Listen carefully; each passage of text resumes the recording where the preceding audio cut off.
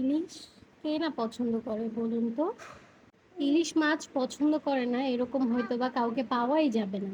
আমি ইলিশ রান্না করি একদম সিম্পল ওয়েতে। এই তো ইলিশ মাছটা হচ্ছে গিয়ে ফার্স্টে কেটে নিয়েছি সুন্দর করে। তারপর একটা প্যানে একদম ঘানি সরিষার তেল কিছুটা নিয়ে নিব। তারপর তেলটা গরম করার পরে এর মধ্যে দিয়ে দিব পেঁয়াজ কুচি। পেঁয়াজ কুচি বেশ খানিকটাই দিয়ে দিব, যেহেতু এটা একটু ভুনা টাইপের করব। তারপর পেঁয়াজ কুচিটা ভালোভাবে ভেজে নিতে হবে যাতে একদম কাঁচা ভাবটা চলে যায়। ইলিশ মাছ যত সিম্পল ওয়েতে রান্না করা যায় ততই বেশি মজা হয়। তো এই পর্যায়ে আমি হচ্ছে গিয়ে এর মধ্যে কিছুটা গুঁড়ামরিচ অ্যাড করে দিব। তারপর হচ্ছে গিয়ে হলুদ গুঁড়ো, তারপর হচ্ছে গিয়ে লবণ স্বাদ মতো দিয়ে নাড়াচাড়া করে ভালো মতো ভেজে নিব। তারপর ভাজা হয়ে গেলে এর মধ্যে কিছুটা পানি অ্যাড করে দিব।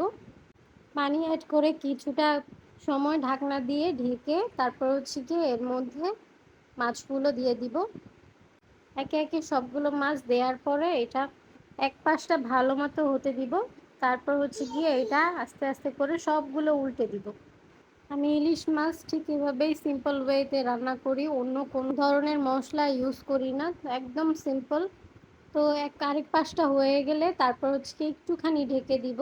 দেন হচ্ছে গিয়ে এর মধ্যে কাঁচামরিচ ফালি করে কেটে এর মধ্যে ইউজ করব, আর কিছুটা ধনেপাতা দিয়ে দিব। তারপর দেয়া হয়ে গেলে এটা খুব সুন্দর করে ঢেকে দিয়ে একদম লো ফ্লেমে দিয়ে রাখতে হবে। তো এই তো লুকটা জাস্ট মাশাআল্লাহ হয়েছে। তো ইলিশ মাছ হচ্ছে স্বাদেও জাতীয়, মাছেও জাতীয়। এটার স্বাদটাও অন্যরকম ছিল। এভাবে অবশ্যই বাসায় ট্রাই করে জানাবেন। সবাই ভালো থাকবেন, আল্লাহ হাফেজ।